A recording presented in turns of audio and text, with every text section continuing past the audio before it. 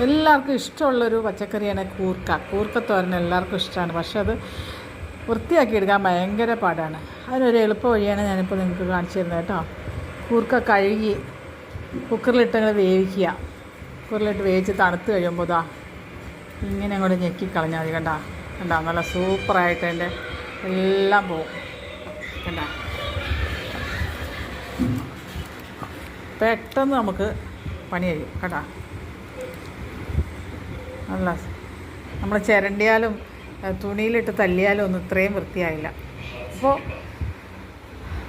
കുക്കറിലിട്ട് വേവിച്ചിട്ട് ഇങ്ങനെ ചെയ്യാം. നിങ്ങളെല്ലാവരും ഒന്ന് ട്രൈ ചെയ്ത് നോക്കട്ടാ. നല്ല സൂപ്പറായിട്ട് അതിൻ്റെ എല്ലാ അഴുക്കുകളും പോവും. ഇനി നമ്മളിത് ചെറുതായിട്ടൊന്ന് അരിഞ്ഞിട്ട് തോരനുണ്ടാക്കാം. ഇങ്ങനെ ഒന്ന് ഞെക്കിയാൽ മതി. ഇങ്ങനെ ഞെക്കി അങ്ങോട്ട് പോകുന്നുള്ളൂ.